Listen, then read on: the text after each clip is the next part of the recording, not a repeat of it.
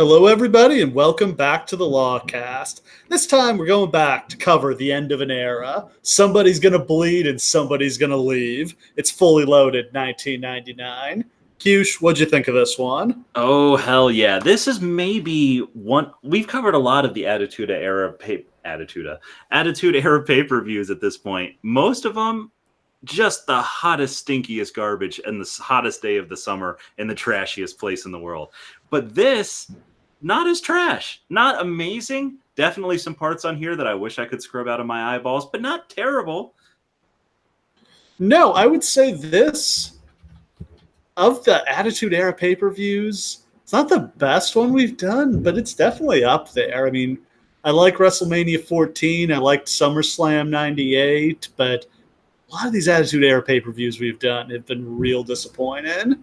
And I mean, obviously, as we've covered before, like that's because they don't really have much focus on the pay-per-view at this point.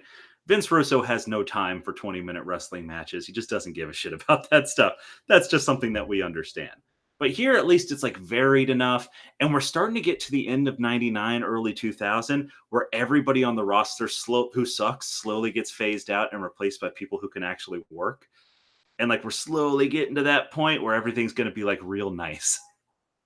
The other thing that stood out to me about this show is how we've kind of talked on some of the previous pay-per-views about how they like tried to emulate Raw on the pay-per-view and it didn't really work. This was a rare case where I felt like they did a good job of having a story running through the night with Austin and Taker trying to get at each other. Yeah, I never like it when on pay-per-views during this time, like Vince would just come out and cut like a 20-minute promo about like, yeah, you suck, Austin, blah, blah, blah, and then try to create a story out of this.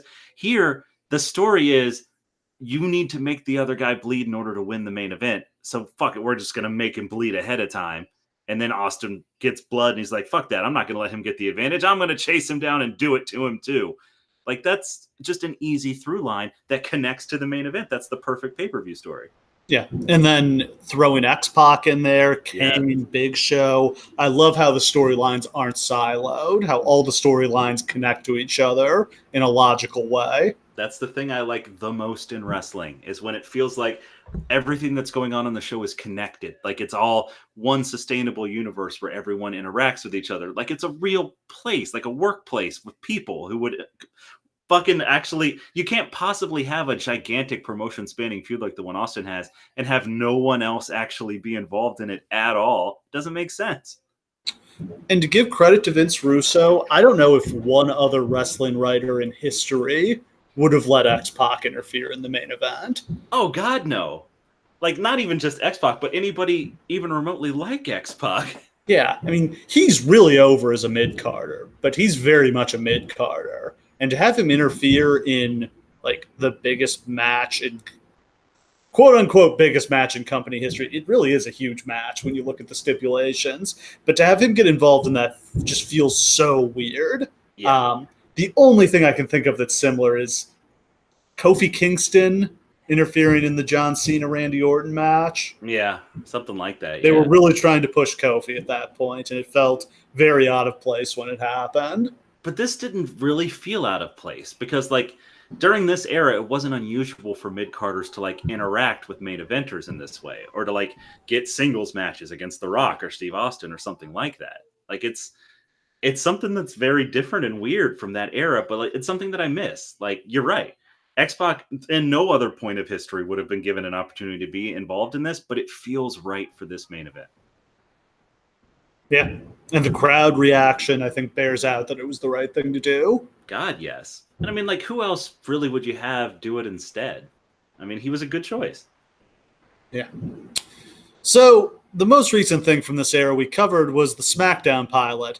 But that's Patreon exclusive, so you're going to have to sign up for our Patreon if you want to hear that. Oh, hey, guys, yeah. I'm going to be inserting a little thing at the end of the podcast, so as not to disturb the rest of it about the Patreon, giving you some more information about it. But just for now, just know that you should listen to that. It's pretty great. It is. Things have really gotten crazy since then, if you can believe that. Yeah. So that SmackDown pilot was like the very end of April. The May 10th, 1999 episode of Raw. Do you want to guess what the rating was for that? I don't know. What are we at now? Like an 8? Yeah, they did an 8.4. That's not the rating for like the main event overrun, that was the average for the show. Okay, well, I just named like a number that seemed unreasonably ridiculously high, and it was more than that. Yeah. So Nitro was preempted by the NBA playoffs that night. So Raw is unopposed. And literally they got like all of both audiences. Yeah. That's crazy. They proceed to book. So on screen, Shawn Michaels returns for the first time in a while and books all these insane matches. Let's just go over the results from this show real quick. Mm-hmm. Billy Gunn fought Kane to a no contest after interference from X-Pac, Road Dogg, D'Lo Brown, and Mark Henry. Big Show fought Paul Bear to a no contest after the Ministry of Darkness interfered. Deborah defeated Sable in a bra and panties match to win the women's championship after Michaels ruled that Deborah, as the woman who had been stripped of her clothes, was the winner of the match. Big Boss Man defeated Test in a nightstick match. Cactus Jack defeated Midian and Viscera in a handicap hardcore match. In the best match on the show, Pat Patterson and Gerald Briscoe defeated the Mean Street Posse. This is the worst card of wrestling I've ever heard in my entire life. And like millions and millions and millions of people watched it. Yeah, an 8.4 rating has got to be close to 10 million viewers. And it also means that they didn't tune out, even though the show was really terrible. Jeff Jarrett defeated Val Venus. Ken Shamrock and Chyna fought to a no contest after Triple H interfered. And in the main event, Steve Austin, The Rock, and Vince McMahon defeated The Undertaker, Triple H, and Shane McMahon. There it is, your highest rated television show in wrestling history. Not really, but you know what I'm saying. To have that carved in granite as a piece of history like that is just so embarrassing. Like, yeah. But, I mean, I've seen that There's show. barely one finish on the show. Oh, it's tremendously entertaining. It's so entertaining. The matches are all like, literally, you get to a point on Raw in this era where it's like, matches are starting. Gross. Skip it. Oh, yeah. No, I watch these shows in like 30 minutes because I just fast forward through all the matches and watch the promo. Watch the finishes and the angles and the promos. Exactly. I watch the entrances because I love entrances, and that's it. Skip to the finish. The May pay-per-view was Over the Edge. That's, of course, most notable for the death of Owen Hart. Don't want to go too far down the rabbit hole on that, but, of course, died after a accident during his descending from the ceiling entrance. Obviously, a very ill-advised and poorly executed stunt. Absolutely. And we don't want to go too much down that rabbit hole, like you said, but kind of an inexcusable stunt to have even tried in the first place, much less be repeatedly doing with very little supervision. Yeah. The company was sued by Martha Hart. They settled out of court for a large sum of money, reportedly $18 million. A bad idea all around. There was no reason to do this lowering from the ceiling stunt for him. The execution was really bad. It turned out the guy who did the rigging was not actually the guy who did the rigging for Sting. It's bad. It never should have happened. There just was no good reason for this. It's one thing to do this for Sting, who, when they do it, it's the most badass thing you've ever seen. Yeah, to do it for Owen, where it's just a joke for a mid-card character, that's not a good idea. That's not worth it. Yeah. Like, I couldn't even figure out for the life of me. When I heard how he died, I couldn't understand it because I wasn't watching at the time. And I was just like, what do you mean he was rappelling down from the ceiling as a superhero? What the fuck are you talking about? Like, it just doesn't make sense that they would have even chosen to do that. All of the other versions of this ever, really, are what? Shawn like doing it at WrestleMania. Honestly, that wasn't particularly safe either. He easily could have landed in the crowd. Oh, he literally just zip lined from the top of a stadium to the bottom. That was not smart. Yeah. Sting did it. I'm trying to think of who else has ever done this. I mean, is this before or after? Taker did it once. Like, what about Edge, Christian, and Gangrel? Oh, yeah. That's a good thing to bring up. That was at WrestleMania. And but they fucked it up this same year. Yeah, that went totally wrong. And Edge or Christian, I can't remember who it was, just like stuck hanging there in the air. And like that's terrifying. Like literally, you get to a point where like he's dangling like 100 feet. Somebody in the almost air. bit it off the cage too as they were coming down. They almost overshot it. Yeah. When you watch that back, you're like, how were these people so stupid to try this again? And just like as a matter of course, and that's the thing. Owen Hart didn't die in the attempt to do something spectacular and cool. Owen Hart died to do a cheap stunt that was meant as a rib because he was so uninteresting as a character. Like that they gave him this as almost as a critique of how boring he seemed. And I actually like the Blue Blazer character. The little bit that it lasted was actually fun. Yeah, just like the goody two shoes during the Attitude Era. Like that's fine. That was a good idea. It's very reminiscent of Kurt Angle. And it would have made total sense for Owen because that's how he really felt about this stuff. Yeah. Like Owen as the leader of Right to Censor would have made total sense. He could have fucking owned that. That. Yes. Legendary. But like we're never gonna cover that show. I feel comfortable just saying right now, we're never gonna do Over the Edge 99. It's too hard to watch. Like it's not a good show in any case anyway. And the decision to continue with the show is terrible and unjustifiable. And the people who try to be like, oh, the show has to go on or whatever, no, just end the show. Send everybody home. I've seen professional sporting events where players have collapsed and they just stopped the game. And that's what I don't understand too, is that like if you're in that crowd, how do you stay there and keep watching the show? Like I don't want to watch wrestling now. Yeah. I just watched the man die. They never told the live crowd that he had died. But if you're live, and like a lot of people probably at like the concession stand or whatever, but like if you're sitting there watching and you just see a guy fall out of the sky and hit the turnbuckle and crumple, and then the EMTs come down and get him, like it's not a fucking mystery what happens. Oh. So yeah, I mean, in the main event that night, The Undertaker pinned Steve Austin to win the WWF title with a roll-up after Shane McMahon, who was the special referee, made a quick count. Vince McMahon was the second referee for that match, and Austin tripped over Vince as Undertaker rolled him up. That was the main event. It was not particularly good. One of my favorite things from this era is the fact that they when they first start doing this, like anybody can be the special guest referee thing, it gets really stupid. But the idea that Shane can do it because he is a licensed referee, like I always loved. That's a good callback. Yeah, because he literally was a licensed referee. To have like, oh, I'm a person of power, I can just make myself the referee. Like, fuck you. Like that's stretching it. I never liked that. But when they did it with Shane, I loved it because he is a ref. You can't tell them no. He's on the ref roster. So Undertaker is now the WWF champion. Around this time, they're really teasing that the Undertaker answers to a higher power, and we are going to get the reveal of that soon. On the May 31st Raw, the higher power came down like in a cloak and revealed his face to Austin at the end of the show.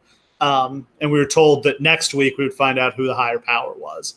In between, there was an episode of Sunday Night Heat that Austin was on, but he was in such a rage that he's just beating people up the entire show and never says who the higher power is. That is pretty fucking great. Yeah, it was pretty, because I probably just wouldn't have done the whole like he reveals his face to Austin part of it, but that was a good way to write around that. Should we like talk for a second about how dumb it is that it's Vince? Oh yeah, I was just getting to that. Yeah, okay. So we get the big reveal on the June 7th Raw.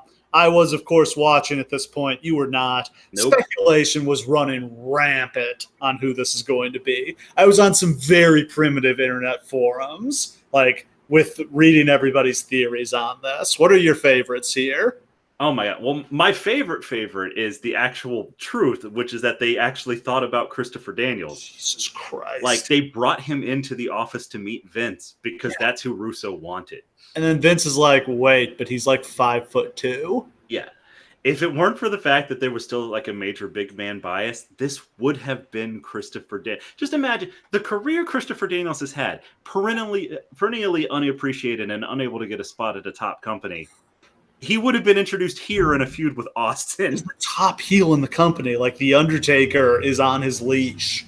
Like literally, like to the extent that like that's the biggest role anyone would have ever stepped into. I don't think that. I just don't feel like the higher power can be somebody we haven't seen before because it's just going to be weird. Yeah, like that's the thing. It's like there's going to be no reaction when he reveals who he is. Everybody's going to be like, "Well, who the fuck is that?" It's a trap. I thought it was going to be Shawn Michaels. What the hell is this? Yeah. Okay. Well, of all the times that you thought it was going to be Shawn Michaels, this one probably should have been Shawn Michaels because that would have made sense. Yeah, especially since he was in a position of power anyway. Yeah. I thought it was going to be Shawn. Again, we've been over this. I always thought it was going to be Shawn Michaels. I always thought Shawn Michaels' return was right around the corner. I did see a super interesting theory that I looked up last time we talked about this, that somebody thought it was going to be Edge because Why? I think that they had just done like the breakup between the Brood. And then it was like because Gangrel like got thrown out of the Brood, but it was going to turn out that Edge, who they were given like a big push to, was actually like a vampire in control of the Undertaker, and it was all his Brood. Yeah, he wasn't ready for that. No, he wasn't ready for that at all. The other names that came up, Ted DiBiase, because he was the one who originally brought the Undertaker. Yeah, fuck that. I don't know. Ted DiBiase, could he have pulled off like a? I don't think he would have done it, but it would have had to be kind of like a quasi-religious character.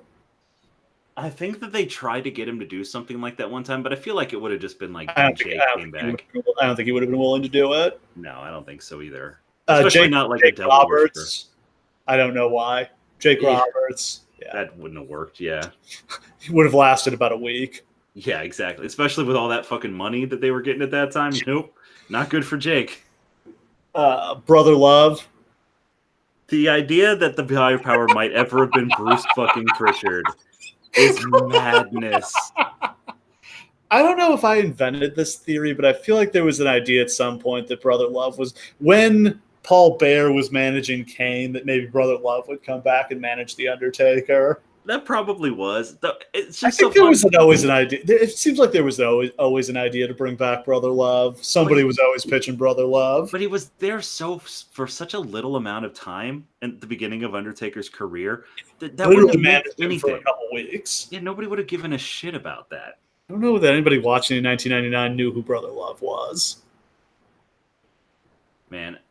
See, and here's the thing. It's like we've kind of listed a bunch of names, and they're all crap. They're all terrible. There was no good answer. No. The good answer is it should have been Shane, and they just shouldn't have revealed that Shane was working with The Undertaker when they did.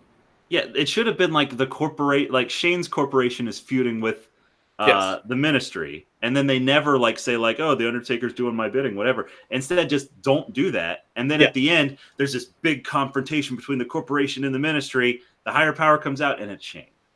And here's what you could have done.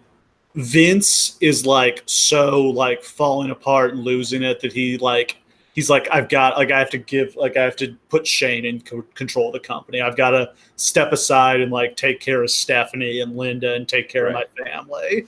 And like Shane is telling him, no, you can't do it. Don't do it. I don't want it. Finally, like Vince signs the papers, puts Shane in charge, and then like Undertaker kills Vince, and him and Shane shake hands. And this was the plot to get for Shane to get control of the company. It would have made so much sense to do that, and for Shane he would have become the ultimate heel, like an even bigger Vince McMahon. And then a couple months later, Vince comes back to like ride to the rescue and work with Austin and all the faces. Vince drives his Zamboni to the ring. Yes. But instead, on June 7th, the higher power was revealed to be Vince McMahon. It's me, Austin. Now, let the record show. That is one of the greatest moments in wrestling history. It's stupid and it sucks. He sells it so well, though. Yeah. It's me, Austin. And then Jim Ross just saying, son of a bitch.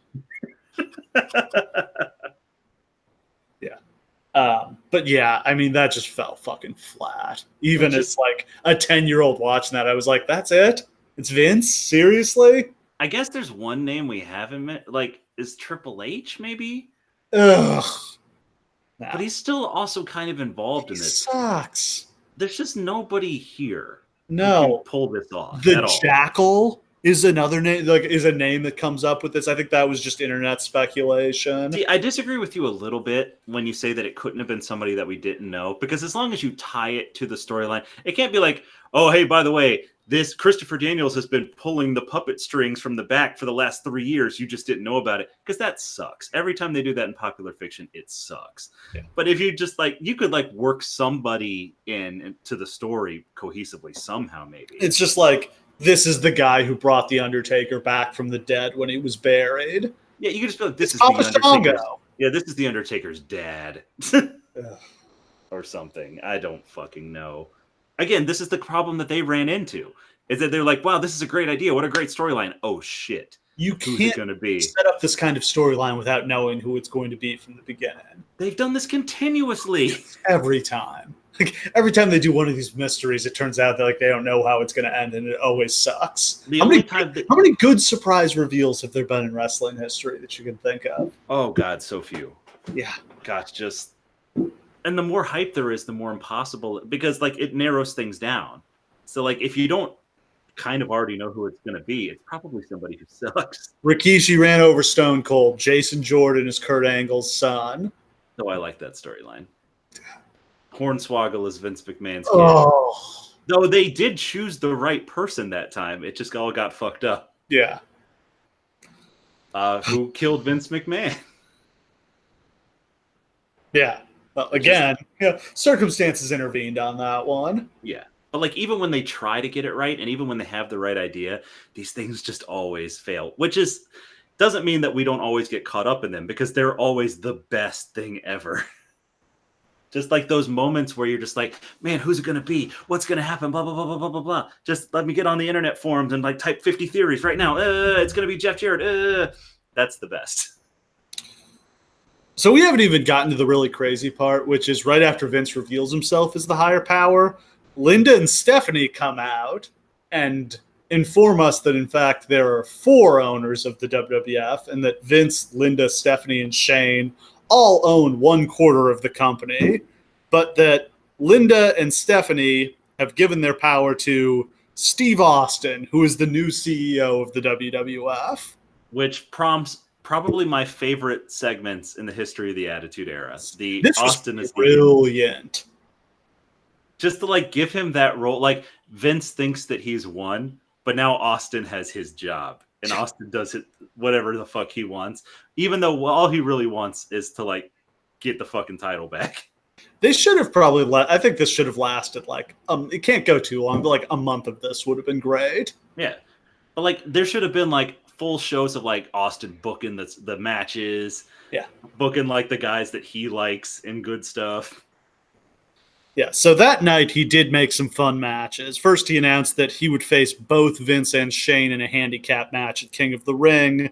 Then we had Kane and X-Pac versus Shane McMahon, Rock versus Triple H in a cast match, Vince versus Ken Shamrock in a Lion's Den match, which Vince won after Jeff Jarrett attacked Shamrock, and Undertaker versus Big Show for the WWF title, which I think ended in a no contest when Big Show chokeslammed the Undertaker through the ring. Nice. Yeah. Ooh, the next week we got the Austin as CEO skits, which were very fun. So he's like going into Titan Towers, like telling the receptionist to answer the phone, like, who the hell is this and what the hell do you want? Making people drink beer in the meetings, like great stuff here. These were fun. Like, there's one where he like sits down and tries to make like the financial officer explain to him how WWE's business works, and he's just like, I don't get it, son. Drink this beer. Like, go watch these on YouTube. They're all fantastic. How is our pay calculated? Nobody knows. Literally, just like they just let Austin loose in Titan Towers. That's literally what this is. Like they've even like, I think Pritchard even said that like literally they just let him go. Like, here, go walk into this room with this guy who actually works here and just tell him to do whatever. Austin's just that perfect at this point. It was also announced, Vince announced that the King of the Ring handicap match would be a ladder match for full control of the WWF and no members of the corporate ministry would be allowed to interfere. So Yeah. King of the Ring goes down in Greensboro on June 27th. Billy Gunn beats X-Pac to win the King of the Ring tournament. Undertaker beats The Rock to retain the WWF title after interference from Triple H.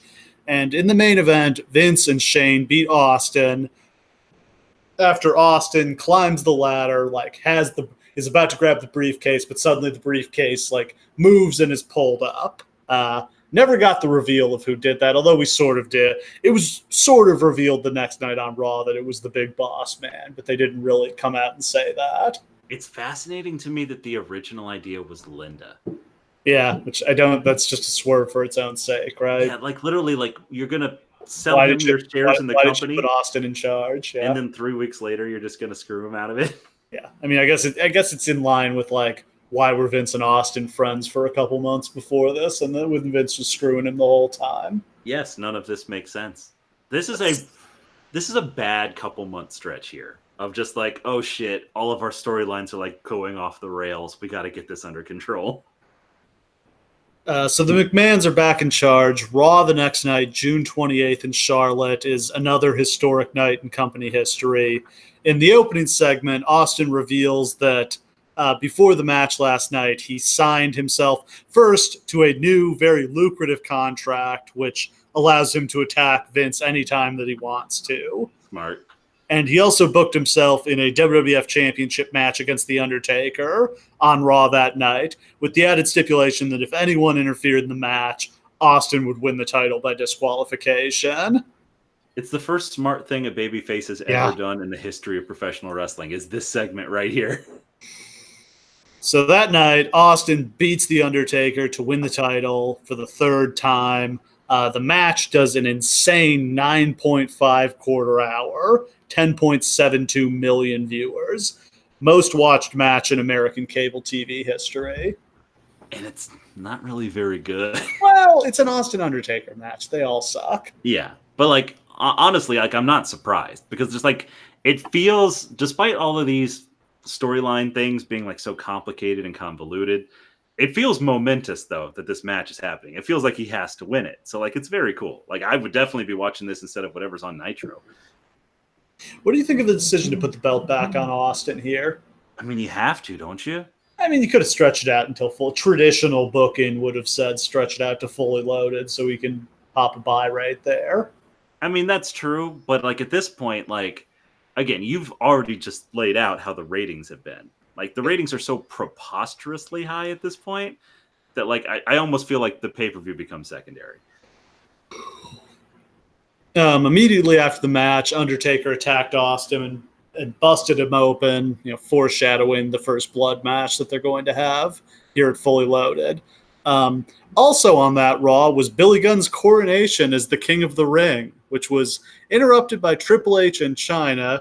Triple H explained that Road Dogg and X-Pac were claiming the rights to DX, so that was costing Triple H, China, and Billy royalty fees.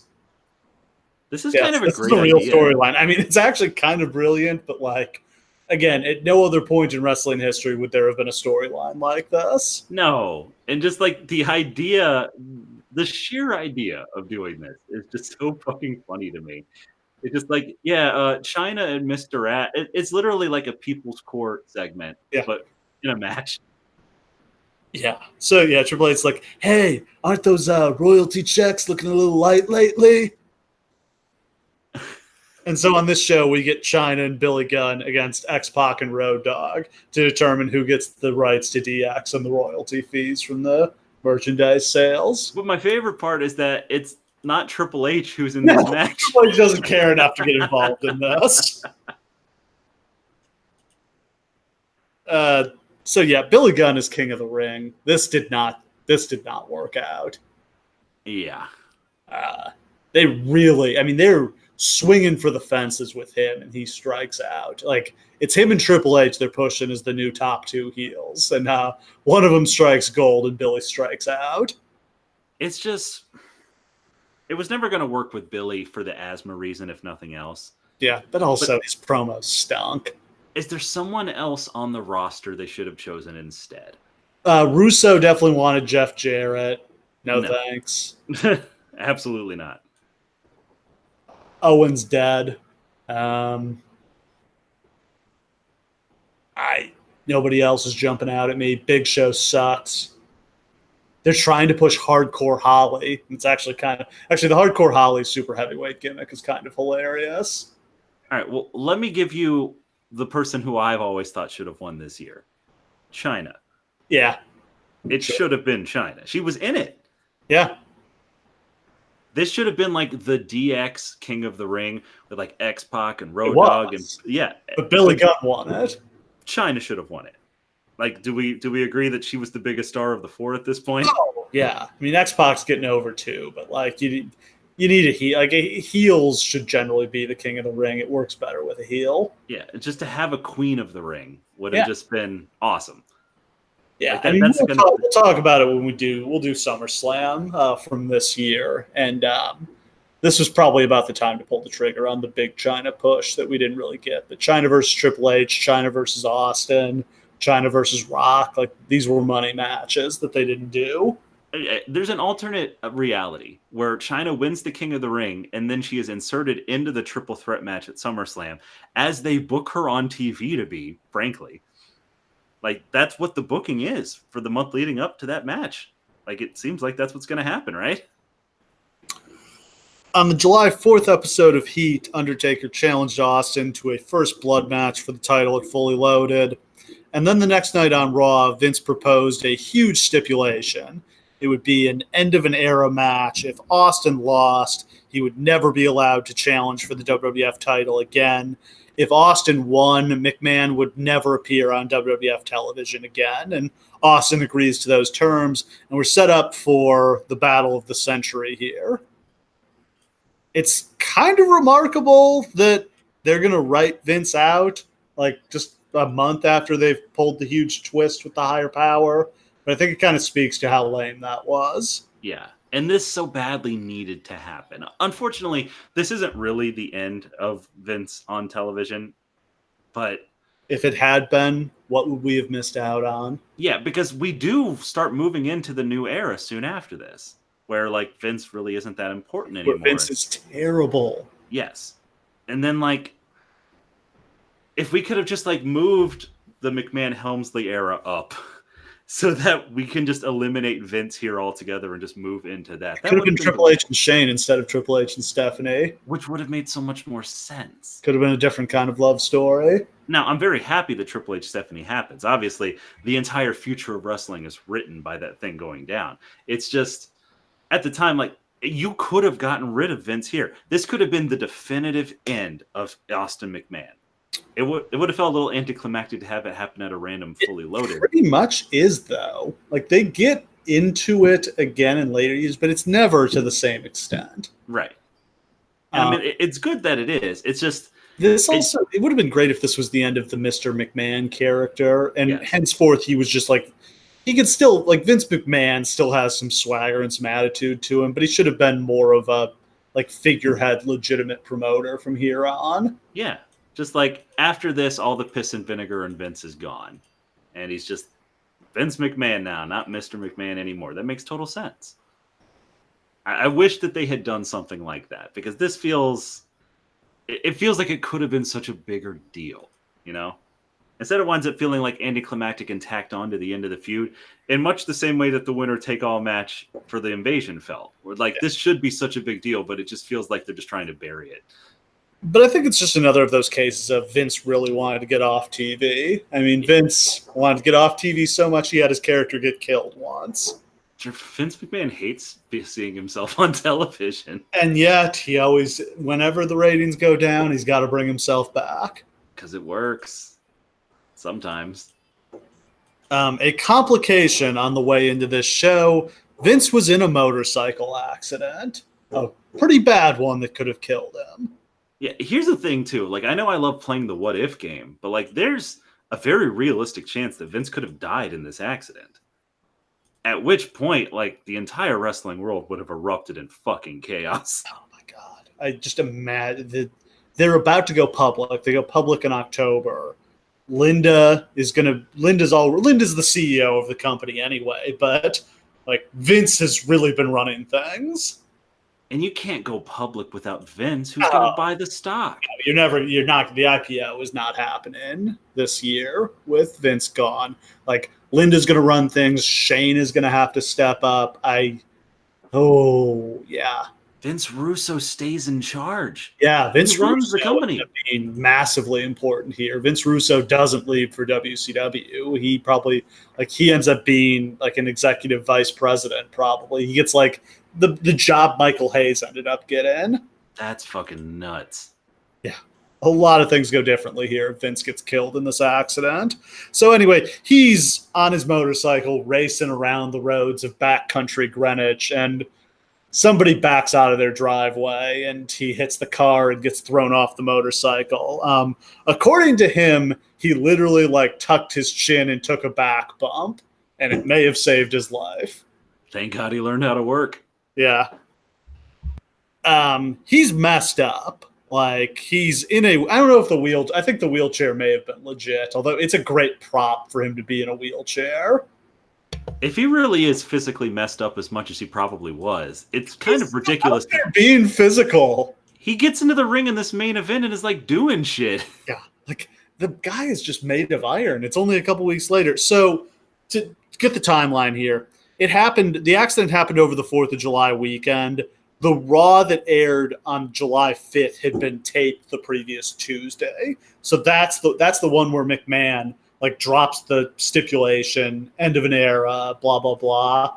So that's already been taped before he has the accident. It's the next week, the July 12th Raw, which is live, and that's when Vince comes out in the wheelchair. And they do just kind of briefly mention on commentary, like, yeah, Vince was in a motorcycle accident, but a very odd twist to the story that Vince is now being pushed around in a wheelchair as this storyline is going on. It's kind of the same thing that happens when like Bret Hart randomly has to get his foot surgery in the middle of the Hart Foundation storyline. So they just kind of have to be like, well, Bret's on crutches for the next couple months. Yeah, and Brian Pillman is praying for his survival. I mean, that worked out really well. That got a lot of heat. It sure did.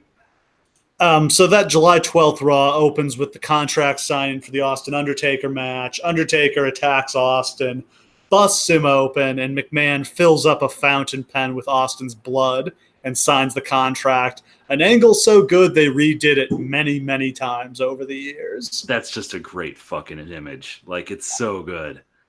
Yeah, just JR being like, my God, is he signing that contract in Austin's blood? Sure is, JR. Yeah.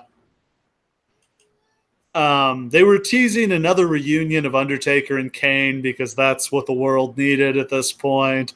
So the main event of Raw that night was Austin and Big Show against Undertaker and Kane. Austin and Big Show won after Austin pinned Kane with the stunner. Yay. The go-home Raw saw dissension in the corporate ministry, as there always was. This was just like a Russo staple that stablemates will always not get along with each other.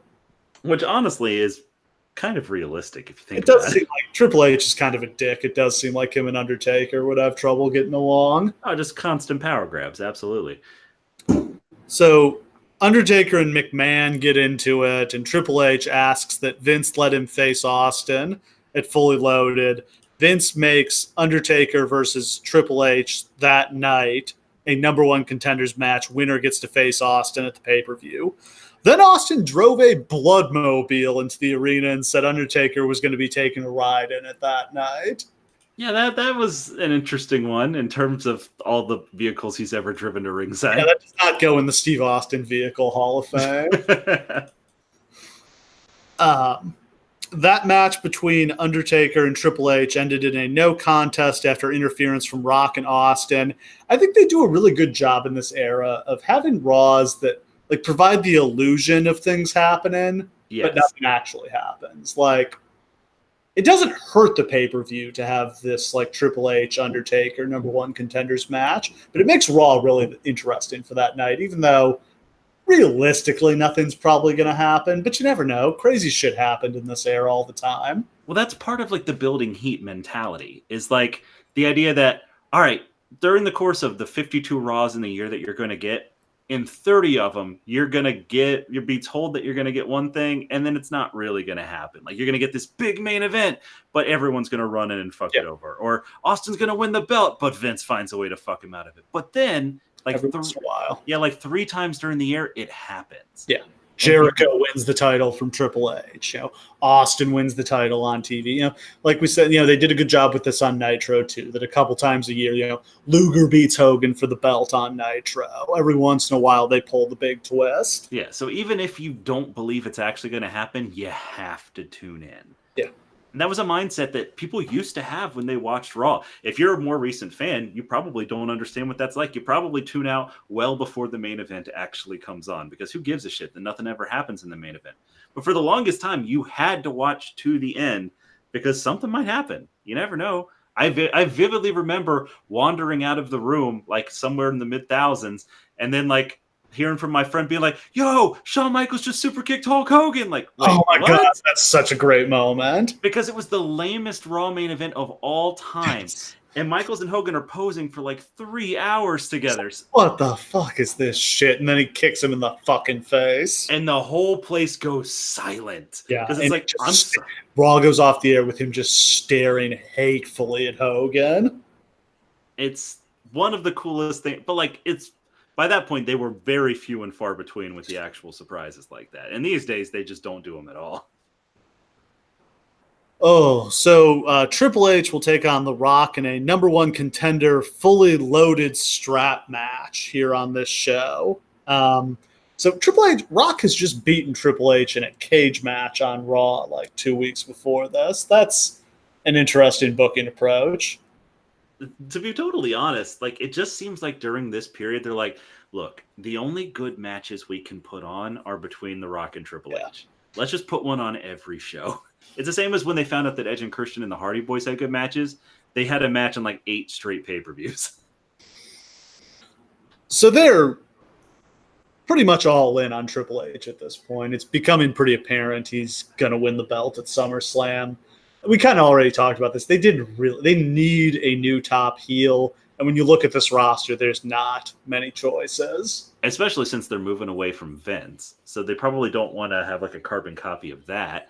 Yeah, and you can't do any more Austin Undertaker matches. That's got to go. And Undertaker's hurt, and like he's hobbling around, and like he's about to get even more hurt. So literally, like, there's going to become such a vacuum where it's just like, look, The Rock and Steve Austin are 2 of probably the 3 biggest babyface attractions in the history of wrestling. We got nobody for them to fight.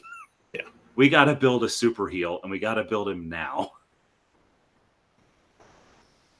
Yeah, I mean, at this point, what do you make of Triple H? It feels like it's starting to click with him. Like, now he's got the entrance. He's got, like, the music. He doesn't have the full entrance yet. Like, he doesn't do the water spit yet.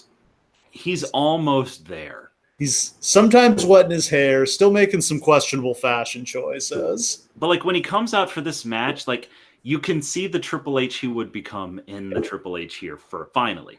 Yeah, he's like, bulked up. He's got a tan. He's wearing the trunks now instead of the pants. His work is getting like really, really, really good. Yeah.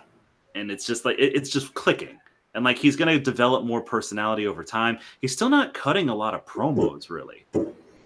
So like, he's like, the amount of promo time he's suddenly going to be faced with once this all starts going is like so completely ridiculously like more than he'd ever had before. I think it's on the Heat right now. When does he do the shoot promo with JR? I cannot remember if that was right before. That may have not been until before SummerSlam, but that's kind of when. That's also when he calls himself the Game for the first time. It's the one where he's like, you know, you held me down, you buried me because of the curtain call, blah blah blah. That feels like when it started to really click for him. He's just got the confidence.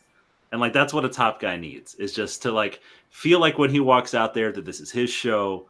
And like, that was always what it was between Rock and Austin. They talk about it all the time. It's just like, this is my show, not your show. I'm going to show everybody. Even though they were respectful towards each other, like it's mine. And like Triple H finally starts to get that like swag to him where he's just like, no, fuck you guys. This is my show. And then for the next year, it's his.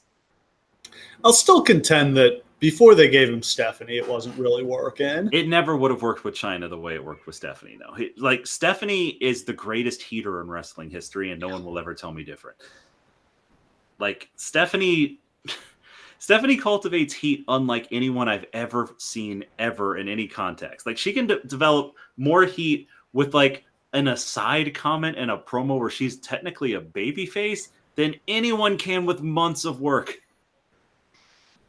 Oh, so the show goes down Sunday, July the 25th, 1999 at the Marine Midland Arena in Buffalo, New York.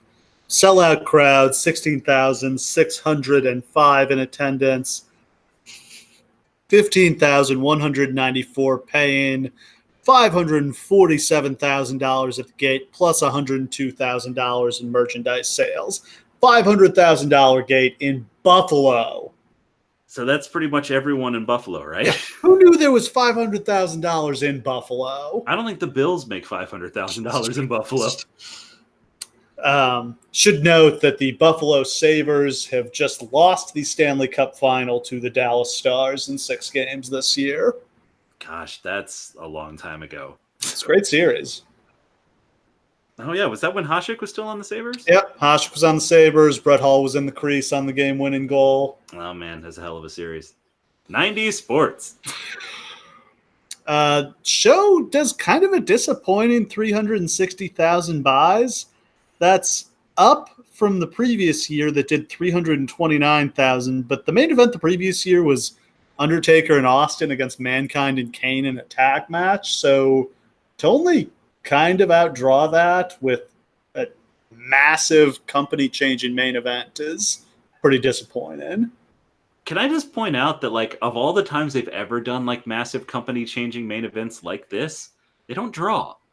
Like, the winner-take-all match at Survivor Series that year doesn't draw at all. He buys it because they do stuff like bring Vince back to TV a month after this. Yeah, but, yeah, that's just the thing. Is that, credibility. Like, nobody ever really thinks this is going to happen, so nobody tunes in as if it's really a big deal.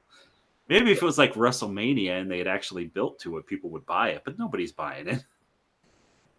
So the first thing I notice is that this show is rated TVMA, which not a lot of shows with that rating on the network.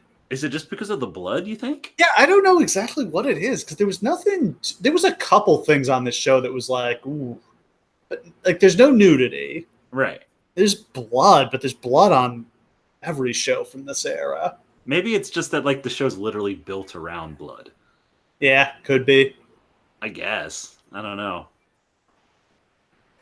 It's not one of the shows that they, like, to go grayscale for on the blood like they do in, like, WrestleMania 13 now.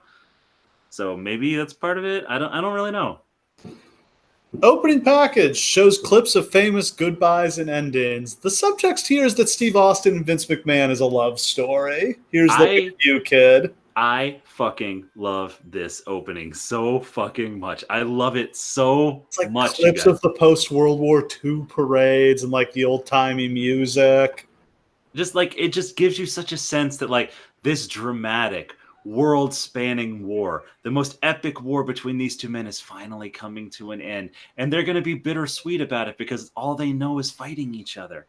They're bound together forever in the history of this epic feud. It's beautiful. Then we cut into the arena. We see the opening pyro. Jim Ross and Jerry Lawler welcome us to the show. I should note, I love the set here. It's got big-ass pictures of Vince and Austin and Undertaker, and they're all bleeding. Yes. It's very cool. Yeah, love this set. They then show us what happened on Heat, where Undertaker attacked Austin and like slammed him into a concrete pillar and busted him open. Good job, like shooting a hot angle on Heat right before the pay-per-view. Yeah, absolutely.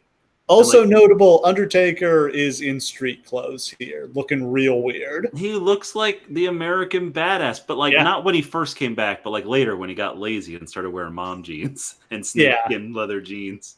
So yeah, he's got like a mechanic's vest and like a bandana and black sunglasses and black dad jeans. And he walked into the arena with Paul Bear, who was wearing like a bright yellow shirt. I fucking love that so much. Paul Bear's cruise wear. Percy Pringle in the house. Then we see Austin being stitched up. They cut to Vince and Shane watching a monitor. Michael Cole comes up to Vince, asks if he was behind the attack, and Vince guarantees that Austin will lose the title tonight. Because a Vince McMahon guarantee always comes true. Speaking of people guaranteed to lose the title tonight, Edge defends the Intercontinental Championship against Jeff Jarrett. He won the belt from Jarrett the previous night at a house show in Toronto. Yeah, speaking of, every once in a while you have to give them something to make them believe something will actually happen. Love me a good house show title change. It happens literally like once every 3 years, but it's always awesome. Yeah, I was there for one of them. I was at Madison Square Garden when AJ beat Kevin Owens for the U.S. title. That's awesome. Yeah. Just like I remember vividly, like it's just so exciting to see those pictures like pop up on the screen. Like, what? Miz and Morrison won the tag titles. What? Punk and Kofi Kingston? Why the hell are they even a tag team? But they won the titles. Yeah, this is the first time they've done this in a while. They hadn't done a house show title change probably since like 95, I think. And that's just really to put like some stank, like give a reason for this match happening, right? Yeah. Yeah, well, so it's Toronto. It was Edge's hometown. It was at the Sky Dome, so they wanted to do something special. They said he was substituting for Ken Shamrock, and I don't know if that was legit or not. If it was, it would give you even more reason to do it. That, you know, if you're having to do a substitution, give them something really special. Yeah, that's always the Vince. That's like the one Vince McMahon philosophy I've always agreed with. Like, if you got to like fuck them out of what you told them they were going to get, make it better. Like, I've always liked that. Yeah. I just think you got to do a title change on a house show every once in a while to pop the house show business. One thing I'm really surprised they don't do is shoot angles on house shows more often. Why not? Especially now when they're shooting all the angles on like cell phones and shit. Why can't you just shoot them at the house show? Yeah, I mean, they've got cameras at the house shows anyway, in case something happens that they want to have video of for future years. So, yeah, like, once a month, give us an angle at a house show. It'll give people reason to go. And here's the genius. Now that social media is such a big part of WWE, it can just be like, we've heard that there's leaked video coming out from a house show that we had in Pennsylvania of Roman Reigns getting attacked backstage, and just go with it. Yeah. And then like it leaks to the people first, and so they get all excited. It trends on Twitter. It becomes a big deal. That's the biggest thing is, yeah, people shooting it on their cell phones. Oh, look at what happened on this house show. And then it's all over Twitter. And it's like, ooh, is that real? Like, was that supposed to happen? Exactly. Somebody jumps the guardrail and attacks Roman Reigns, and it's a new debut. You don't even know who the fuck it is. You're like, wait, what the hell is happening right now? Jarrett gets on the mic before the match. He says that no one is going to see Deborah's puppies tonight because they belong to Jarrett. Can we have like a quick second? Like, this is my quick Deborah appreciation segment, okay? I really appreciate that when people like mix up their attire for like special occasions. Like on TV, she would always wear like the corporate business outfit, right? But like whenever she came out on pay-per-view, she'd wear like the Mardi Gras slut outfit. I'm sorry, should not have said that word. Oof. But just like a coat with tails on it and like nothing else. Basically, right? Because it's pay-per-view and she can show more, assumedly, right? Yeah, and she's the women's champion. Yes, she is. That's a low women's champion. Yeah. Edge wins the initial exchange. Jarrett grabs the belt and threatens to walk out. Edge tweaks his knee on a landing. Jarrett goes to work on it. Edge slips out of a suplex attempt and gets a 2 count on a roll-up. Crowd is really only into Deborah here. They do not care about Edge or Jarrett. And that will continue to be true for Jeff Jarrett's entire run. Edge with the tornado DDT. He goes for the spear, but gets thrown over the top rope. Now the lights go out, and Gangrel shows up to attack Edge. But then when the lights come back up, Gangrel is knocked out. This gets a nice pop. Yes, I love that little swerve of like, oh, here comes the interference. Oh, wait, no, it's failed because Gangrel sucks. Jarrett jumps Edge from behind. He gets a crossbody off the top, but Edge rolls through for a 2 count. Gangrel wakes up, He hits a hangman on Edge, and Jarrett rolls Edge up to get the pin. Pretty good opening match, but the crowd didn't really get into it. No. They can't seem to decide at this point whether they want to go with Edge or not. And I don't really know whether they should, honestly. He's still very new. Like, he's not really ready yet. Yeah. But he's showing potential, but yeah, him and Christian need to do their thing first. Well, it also feels too like the mid card still feels like kind of empty of potential like future stars. Yeah. In like a year's time, it's going to feel like there's 30 potential future stars. But like here, it really just feels like it's Edge. And I can feel like them being nervous about what to do about him. We cut backstage to Austin being bandaged up. He gets out of there. We cut back to the ring where Jarrett is putting the belt on. And then Austin comes out and nails Jarrett with the stunner, but regrettably does not do the Fargo strut this time. This is my favorite segment of the entire show. This might be my favorite part of the entire show. Of just like Jarrett's getting out of the ring, everyone's like and then Austin's music hits and he comes sprinting out of the back, runs down, immediately hits the stunner, like, and then just like shoves Jarrett roughly out of the ring and like kicks him 30 times. And it's so kinetic and furious. And like Austin has that quality that nobody else has, where he just feels like if he wants to lay waste to whoever's in the ring, that shit's going to happen. I will never get tired of Steve Austin burying Jeff Jarrett. Never. He could have done it 100 Raws in a row, and I would have given it 5 stars every single time. Austin gets on the mic and promises to bust Taker open before their match. So we've got our kind of running thread for the night. Yep. Next up, for the tag team titles, we've got the Hardy Boys and Michael Hayes, I think, defending against the Acolytes. Was Michael Hayes an official part of this match? Yes, it was officially a 3-on-2 handicap match. Freebird rules, baby. Yeah. And like, okay, let's go over this for a second, because I don't feel like we've ever really talked about this. Why the fuck is Michael Hayes managing the Hardy Boys? Because Michael Hayes wanted to get back on TV. But why did they want him to get back on TV? I have no idea. This Michael is a Hayes horrible fit. He looks so out of place.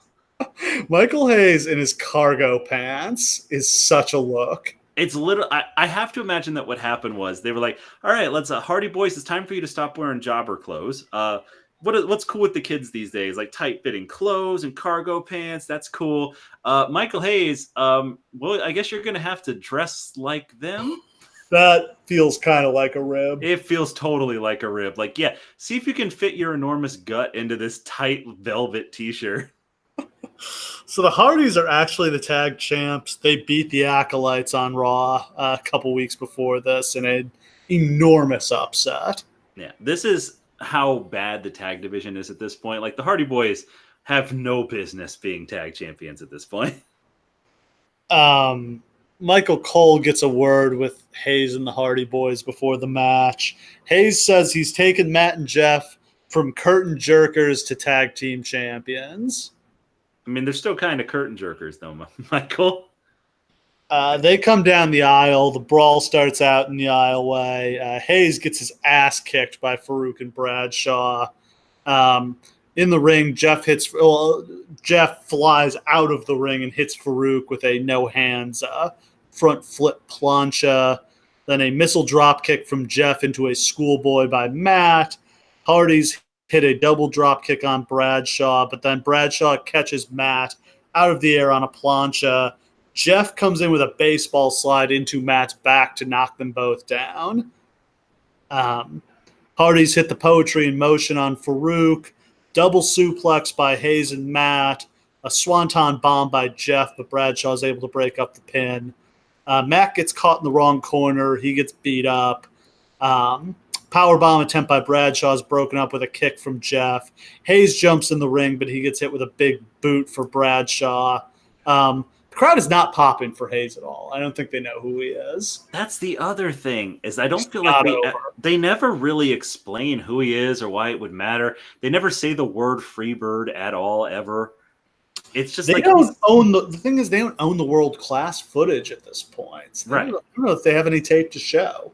But he can't. They aren't even ever like, I've been part of one of the greatest tag teams to ever walk the earth, and my My boys ran the South for years, and I scoured the South for the best tag team there is to represent, and here they are, the Hardy Boys. We're going to show everybody what's going on. No, they don't do anything like that. He's just an old fat guy who happens to be managing this young guy tag team. That's it. Farouk hits a power slam with some stank on it on Jeff. Matt tags in. He hits the twist of fate on Farouk, but Bradshaw breaks up the pin. Clothesline from hell by Bradshaw, then a super back suplex. Hayes comes in. He smashes a cane over Bradshaw's head, but that only gets 2. Hardys go for poetry in motion again. Bradshaw knocks Jeff out of the air with a clothesline from hell. What a move. Oh, my God. Matt breaks up the pin again. Hayes gets beat up by both acolytes and double powerbombed and pinned. This was way better than I thought it was going to be. Yes. Does it also feel like a rib that Hayes had to take the double powerbomb? Stiff-ass double powerbomb. I just love that. Like, Lords of London.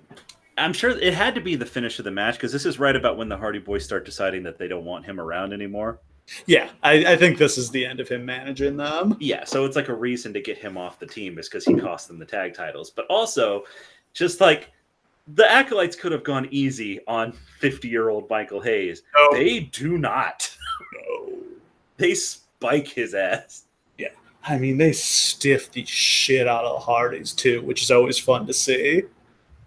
This might just be like revisionist history too. I wasn't watching at the time, as we've said, so I've only seen him since after he became like an obvious star. It's just me, or does Jeff Hardy very clearly the star of this tag team even here? Yeah. He's just he's so much more explosive than Matt is. But you hear from the time that people were just like, oh man, Matt's the real star. He's such a great worker. And I'm sure that he is. But it's just so obvious that Jeff I feel like people always saw Jeff as the Shawn Michaels of the team. You have to. And it's a credit to Matt Hardy that he managed to not become a Marty Jannetty. Like, his whole career was just trying to disprove that he was a Marty Jannetty. And he's carved out a great career for himself.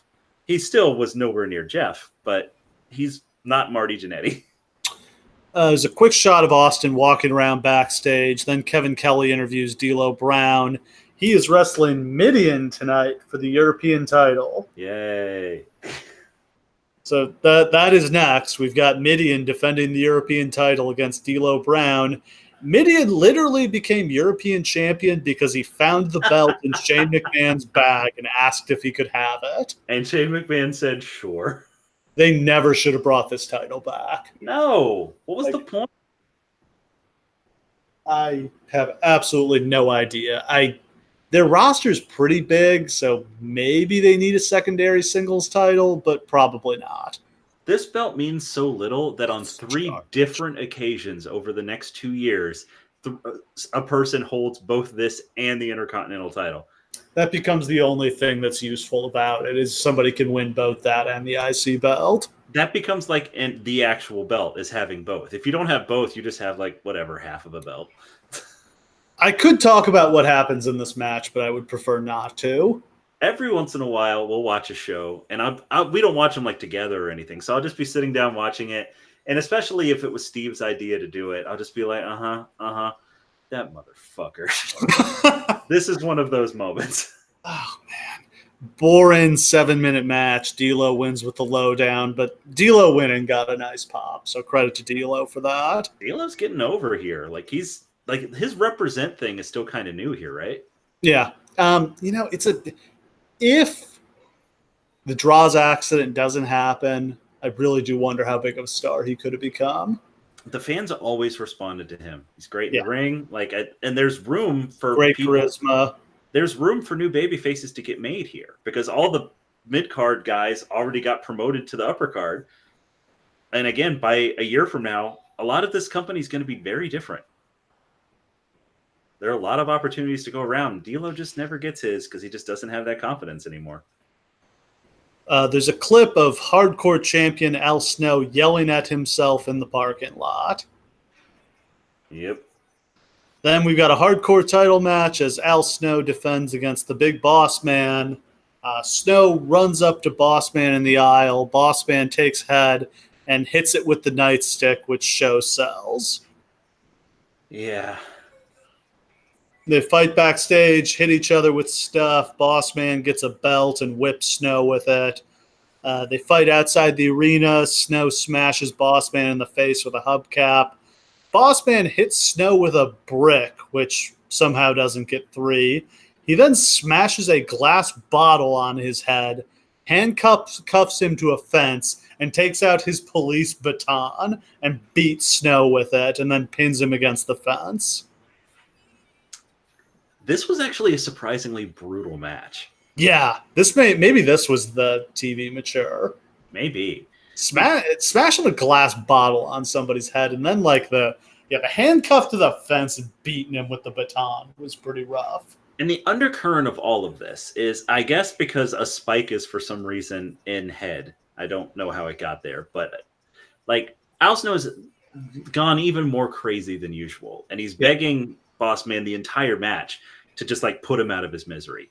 So like as he's being like beaten half to death on the fence, he's like smiling and like because he's getting what he wants, and like that's.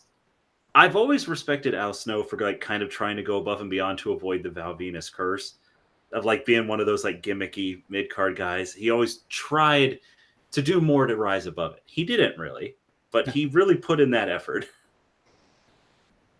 And he's overacting his ass off. Boss Man has to jog all the way back into the arena to get the belt.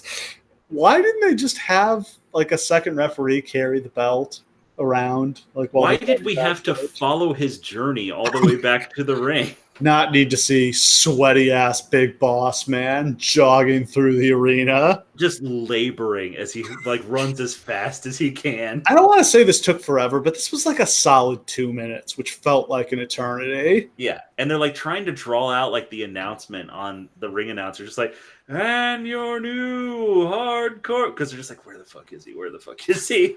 Yeah. We get highlights from Raw where Undertaker and Kane briefly reunited before Kane turned on Undertaker and beat him up. Yep. Then Kevin Kelly interviews Hardcore Holly, who will be the special referee for the Big Show versus Kane match tonight. Hardcore Holly is just an abysmal promo. He's one of the worst I've ever seen. So awkward. He's got like a funny character thing going here. The super heavyweight? Hell yeah. Yeah, where he's like he like thinks that like him and Kane and Big Show are a stable, so he's going around backstage. He's like, well, yeah, my boys aren't here yet, but they're going to be here in a little while, and then we're going to take care of some business. This is the most I've ever liked Hardcore Holly. It just starts with him just like going out in the middle of like Kane and Big Show matches and just like trying to beat their asses because he thinks he's bigger than them. And just like interjecting himself in anything going on between big people. And I love that from it. Just like, because when like Crash Holly plays the delusional small guy, it's for comedy. But Hardcore Holly is not joking. He's just straight delusional. Big Show actually gets a really nice babyface pop here. Which is weird. I felt like he was pretty much a heel at this point. I'm not sure. Is there any point in WWE history where you're 100% confident about whether he's a heel or a babyface? No, his defining character trait is that he turns all the time. Literally, I think somebody went through and like he has the most turns of anyone in wrestling history. He's got to. It's insane.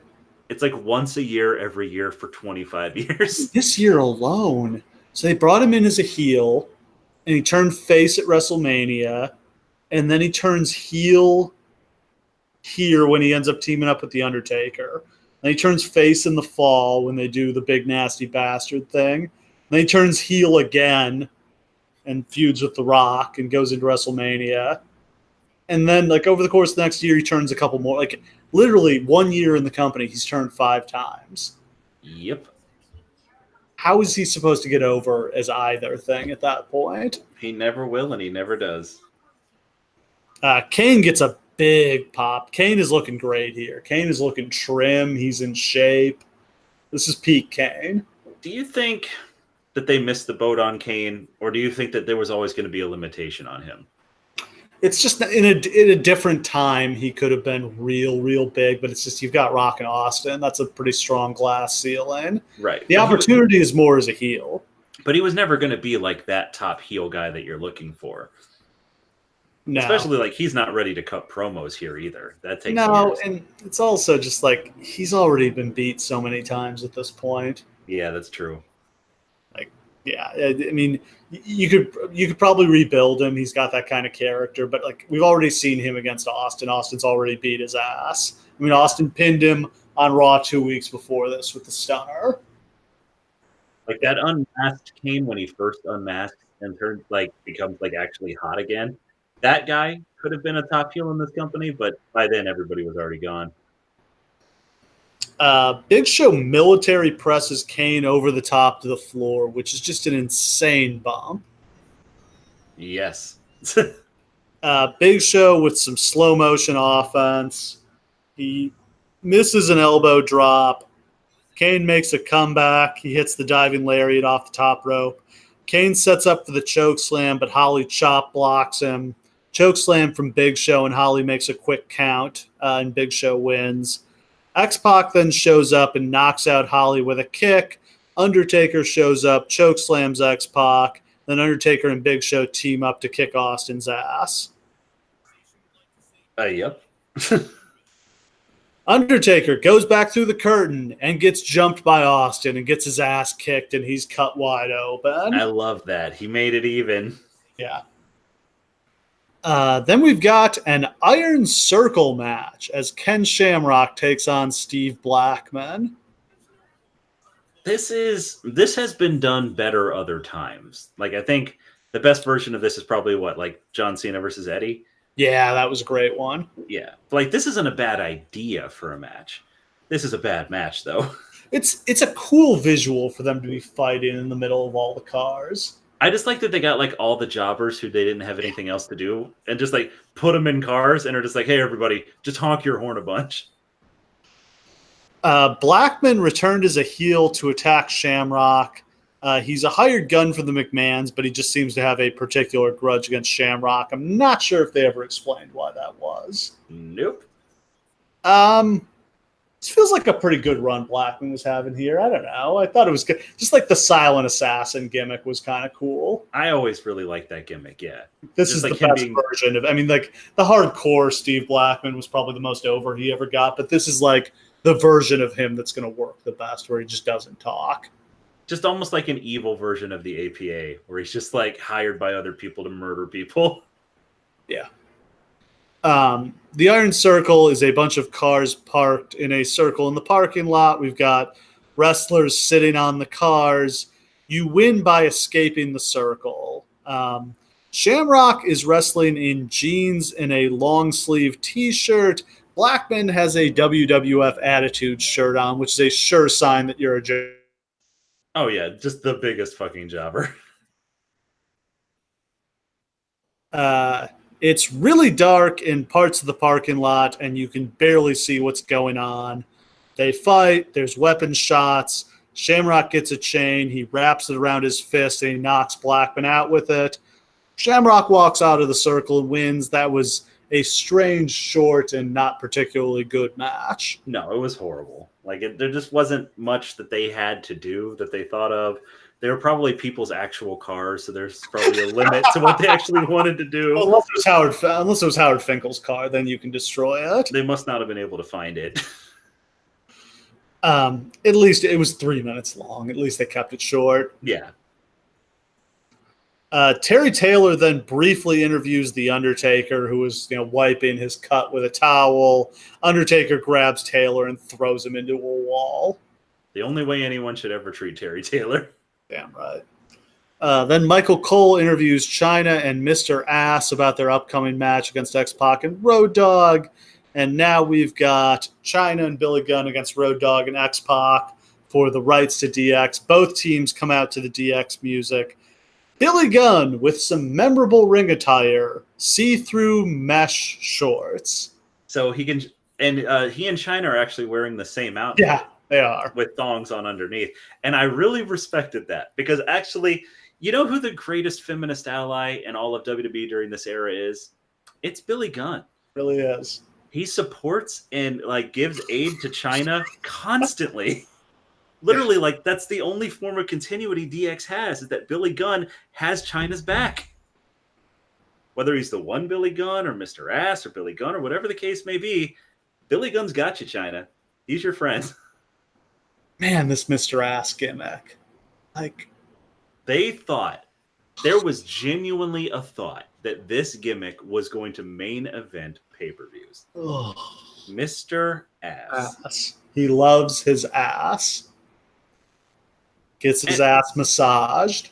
Also, not to be catty for like a minute, but like, it's not that great an ass. He's a man who's in wonderfully great shape, but not a spectacular ass. No, probably not even top 10 on the roster, if we're being Not honest. even the best in DX. Let me say that. Oof. China levels Road Dogg with a shoulder block. Dog nearly gets the pump handle slam, but China slips out. Crowd was really, really hot for this match. They really were. Gun tags in. There's a really loud asshole chant. I wonder almost if that's where the Mr. S thing came from, is because you have a ready baked chant going on there. Yeah. Dog gets caught in the wrong corner and worked over. X-Pac tags in, but he gets cut off. China goes for the handspring elbow in the corner, but X-Pac catches her with a clothesline. We get a hot tag to Road Dogg. He cleans house, but he gets cut off by Gunn. X-Pac hits the Bronco Buster on China. Gunn misses a corner avalanche, gets caught with the pump handle slam by Road Dogg for the pin. It's a solid enough tag match. I'm surprised they had Gunn take the pin, considering he's in the midst of a main event push. Me too, actually. It's almost like I guess Triple H's girlfriend wasn't going to take the pin. Well, it feels like they're protecting China, which would have made way more sense if she had won the King of the Ring and if she was going to go do some main events, but she's not.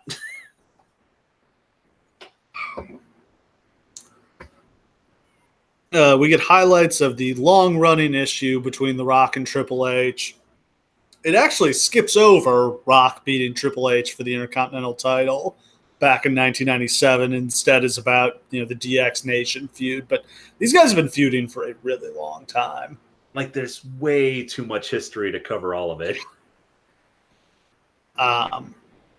Love Triple H's entrance here with the flashing the lights going down in the arena, the flashing bright colored lights, and then he comes out without China, but him and China coming out together to this was really cool. It's just that moment where he pauses up on the ramp with all the lights blinking and like the music going, and it just feels different. Like nobody else had an entrance like this or even really close to it. Yeah, the light made a big difference. The lights going down really made him feel like a star. Yeah, he felt special. And like a lot of people like his game theme. A lot of people like his King of Kings theme. My Time is his best theme. Do we agree on that? I really like My Time. I really like the My Time instrumental too, actually. Yeah, that's pretty good. But yeah, I mean, it was a perfect heel theme because it's just so whiny. And it is his time. It perfectly encapsulates who he is at this point. Then there's a promo from The Rock where he promises to lay the smackdown on Triple H. Okay, real quick. We used to do a lot of promos from famous wrestlers on this show. It's been a while since we did one, but I pulled up the transcript from this. So I thought I'd treat everyone to a serious, somber reading of The Rock's promo, if you do not mind. Go for it. Okay. The Rock says, Triple H, you go on Sunday Night Heat and you do your little interview with Jim Ross and you cry like a baby. My Rock is very bad, by the way. They sit there and they kept me down for 5 years. For 5 years, they kept me at the bottom of the barrel. Well, The Rock says they didn't keep you at the bottom of the barrel just because you wanted to say goodbye to your Rudy Poo friends in Madison Square Garden. No, The Rock says they kept you at the bottom of the barrel because you absolutely suck. And on top of all that, The Rock says you run your mouth. In 4 weeks, 28 days, I'm going to SummerSlam. And I'm talking taking what I want, the WWF title. Well, The Rock says in 28 seconds, The Rock is going to give you exactly what you don't want. And that's The Rock taking that strap, turning it sideways, and sticking it straight up your candy ass. Triple H, The Rock says he is the people's champ. The Rock says he is the people's choice. And The Rock is, without a shadow of a doubt, the most electrifying man in sports entertainment history. If you smell, you know how it goes. Hits all the beats of a Rock promo. It's literally, I just read to you every Rock promo he's ever done in his entire career. It's amazing how over Rudy Poo Candy Ass was. Every Rock catchphrase is deeply stupid. Yeah. Turn it sideways and stick And it when I straight up your rewatch candy these ass. promos, he's incredibly charismatic. But man, his promos are dumb. Like, And that's the thing, is like when he came so back, absent of content. when he came back and everyone was like, man, your promos suck. Why aren't they like they used to be? They are like they used to be. Yeah. This is my hottest of hot takes. Like, actually, The Rock was always bad. And here's the thing, like, if you have a ton of charisma, here's another hot take. Hulk Hogan is one of the shittiest promos in wrestling history. But it doesn't matter. If you're that charismatic, nobody cares what you're saying. No. And like him No. packing Watch the promos on mute, and that'll tell you what you need to know. say, if you smell what The Rock is cooking is something he ripped off of a rapper from the 90s, like that isn't very good. The People's Champ thing is pretty good. The Brahma Bull thing is okay, I guess. But like, there are 100 of these. Most of them suck, but due sheer repetition, he got them over. So they're strapped together, but you win by pinfall or submission. No corner touching bullshit. Falls count anywhere. It's no disqualifications or countouts. This is the right way to do a strap match. Yes. The corner touching is the stupidest fucking gimmick in the entire world, and I've never made a good one ever. Not even those Puerto Rican matches, not even the ones that Dusty Rhodes was in the 80s. The good versions of that match do not exist.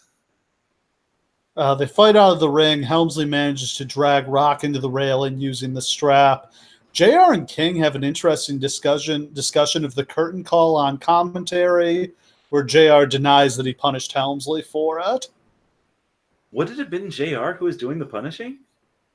I don't know. He was I don't know, he was booking the house shows at that point. He was head of talent relations. Well, who else are they going to reference for that? So you can't say Vince. I mean, Triple H is in Vince's stable at this point. Yeah.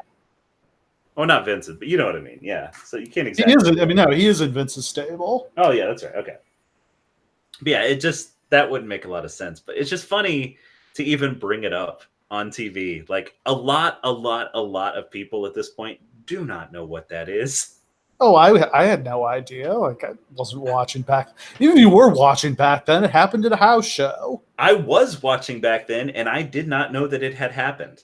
They did. I feel like they kind of delved into it at some point and kind of showed the footage and like explained it, but it's still a little strange for them to be talking about it this way. Oh yeah. But it kind of like ruins all the credibility of a shoot comment when you like literally make the whole story revolve around it. Back in the ring, Rock catches Triple H with the rock bottom, but Chyna shows up to distract the referee. Triple H goes to the top. Rock uses the strap to pull him off. JR with a great call. The Rock just jerked Helmsley off the top rope. JR loved to do that. And you would never catch him like admitting to like actually doing that, but like 100% he set that stuff up every time. Ref does a 10 count. JR asks why he's doing that since there's no count outs here. That's God a great bless point. JR. JR's on his game in terms of like calling people on their shit. Like earlier in the Al Snow Bossman match, like they do a Bossman Bulldogs Al Snow on the concrete, and JR just spends like 30 seconds being like, well, why wasn't that the finish? Like, why? I just can't believe that you wouldn't go home after that. Billy Gunn shows up. He knocks Rock out with a clothesline. Rock recovers to run Gunn off, then hits the people's elbow on Triple H. Gunn breaks up the pin. Rock hits him with the rock bottom. Helmsley then catches Rock with the pedigree and gets the pin. A good solid brawl there. I like the way they bring the kind of Rock, Helmsley, Gunn issue all together. This sets up Rock versus Gunn for the next pay-per-view really well. Which unfortunately will bury Billy Gunn 6 feet underground. Oh, yeah. Unfortunately, that match had to happen. I'm sure one day, yeah. So with that, Triple H is the number one contender for SummerSlam. Which is how it should be. You got to start building him. You got to do something to move on quickly from this Vince crap with Steve. So, like, Triple H is the right choice. Now we get a video package for the main event. and it's main event time. First blood match for the WWF Championship. Undertaker challenges Steve Austin. To recap the stipulations, if Austin loses, he can never challenge for the WWF title again. If Austin wins, Vince will never be seen on TV again. Vince is out first, and he joins the commentary team. What'd you think of this? It was kind of refreshing to have him be there. I always liked him more as a guest commentator than I ever liked his actual commentary. You're just so much more comfortable doing that. There's a tracking. We get the backstage tracking shot here. As always, love this. Yes, love it. Yeah, we get Undertaker kind of just storming to the ring. Still trying to make dabbing his cut with the towel, trying to make sure it stays closed up. Then we see Austin in the back headed to the ring. He is just dialed in, all the intensity in the world. Insane pop for Austin. Roof comes off. It's fucking something else, man. He's on fire. Most people think of his absolute peak as being 97, maybe 98. But he's still so hot here. He has not cooled off. Austin and Taker go at it in the aisle. They fight into the crowd. Austin wins the slugfest.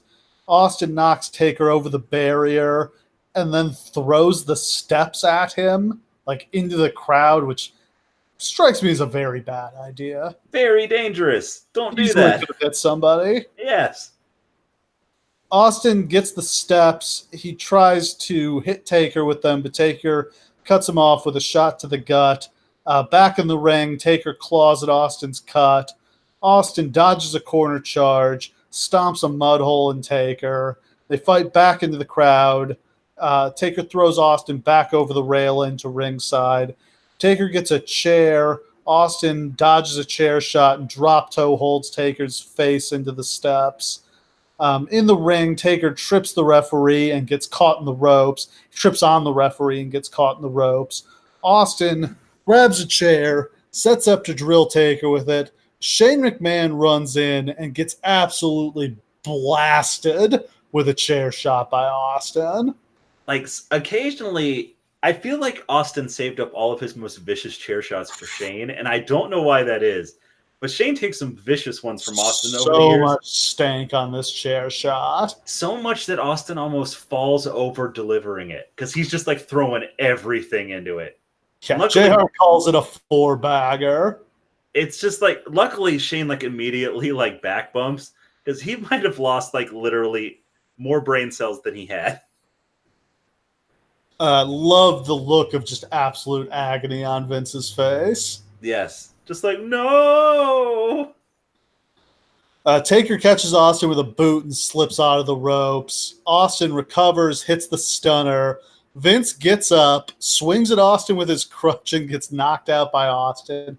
Again, Vince McMahon was in a serious motorcycle accident 3 weeks ago, and he's up fighting with Austin and getting punched off the apron. Multiple stunners. Multiple.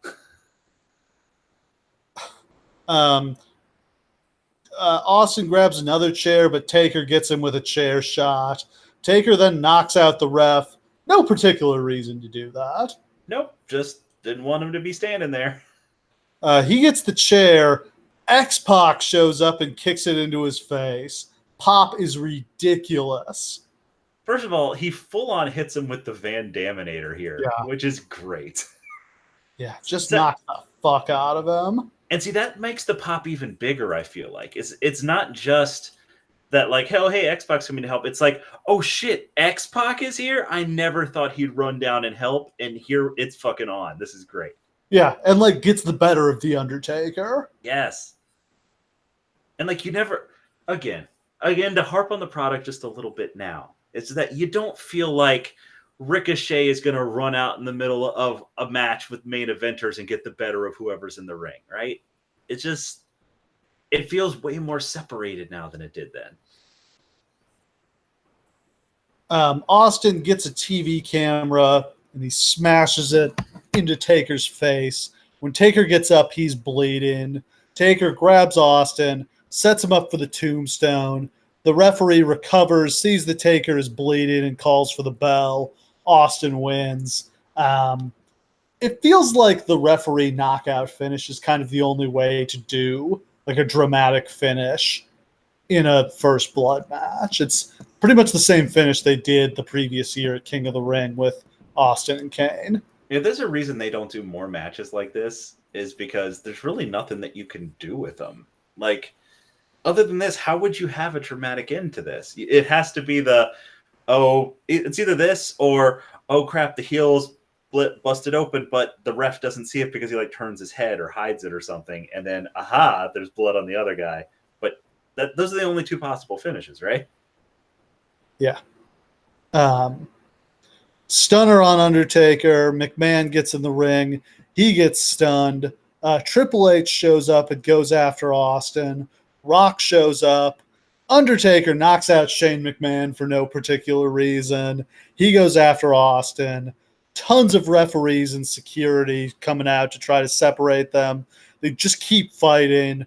Rock and Triple H are fighting. The crowd is going crazy. Taker bails as Austin stuns McMahon again. The network version cuts off as Taker is bloodily coming back down the aisle to go after Austin again. Super hot finish to the pay-per-view. Absolutely. Yeah. Really, really, really good. Love that stinger to set us up for the next month and also just go off the air with heat. I love so much that moment where after Austin's won, McMahon's in the ring, and Austin climbs back in with blood all over his face and holds out his hand. And McMahon just shell-shocked by what has just occurred, by the fact that he's completely eliminated from his own company, like reaches out his hand like, what, shake your hand, okay, I guess. And boom, stunner. Like, that's the quintessential moment between those two to me. Yeah. So the next night on Raw, Vince is actually on the show, and they do a Vince send-off as Austin brings JR into the ring to sing the "Na Na Na Na Goodbye" song because somebody's leaving WWF. We gotta have the song. Gotta have it. Vince loves that song. And Vince is just utterly humiliated and defeated. Never to be seen again. Never. And 6 weeks after this, he's the WWF champion. What? Yeah. Oh, boy. Whew. I mean, right decision to write him out. I think we agree on that. Absolutely. Like, didn't feel like there was anywhere further for Austin and McMahon to go at this point. No. Like, it's so dead at this point. Like, even here, like, nobody... Like, the fans are hot for, like, Austin winning and for this going, but, like, this has no longevity to it at all. We've seen them do everything. There's nothing left. Yeah. They just shouldn't have gone back to this. I mean, the interesting thing that they had was Austin and Vince having to team up. Yes. And they just kind of burned through that without it being very substantial. Yep. But, yeah, that is... I mean, if you're going to critique this era, it's just the storylines move faster than they should. They just burn through months and months worth of storylines over the course of a couple weeks. At the time, it must have seemed like it would last forever. Every time they do this, the ratings keep climbing higher and higher. It'll never change, right? And then they just run out of stuff to do. Yeah, wrestling's not cyclical. It just keeps going up forever. Yeah, I don't know. Could this way? It feels like this, hot run could have lasted longer than it did. There's many causes of the decline. The move to TNN, Russo leaving, Austin's heel turn, Rock leaving to make movies, WCW folding. But, yeah, I think they could have stretched things out. They could have at least had a kind of longer cooling off period that would have been more successful had they not burned through quite so many storylines all at once. Yep. And if you extend them out longer, other guys have more chances to get over, so you're not in such desperate need of a new star to plug in every time something happens. It's a mess. So, yeah, that is a wrap for Fully Loaded 1999. Pretty good show overall, I thought. Oh, honestly, it was surprisingly good. Other than the Mitty and D'Lo segment that I cursed your name during, everything was pretty good. That was like 10 minutes of this 3-hour show. And I even kind of like D'Lo in it. It was just Midian. Having Midian as the European champion was pretty rough. Look, I don't ever advocate for anybody to be fired unless they well and truly deserve it, in my opinion. But having Midian is the problem. Just don't do that. Yeah. I mean, I would say this is one. If you've never seen this show, this one's worth checking out. Just capturing a very like hot and crazy and fun time for the company. It's worth it, if for nothing else than that opening video, which I swear to God I'm going to go back and watch again as soon as I'm done here. Ooh. And next time we'll cover something from a very not hot and fun time from the company. It's SummerSlam 1994. But you know what this means, what this show is famous for.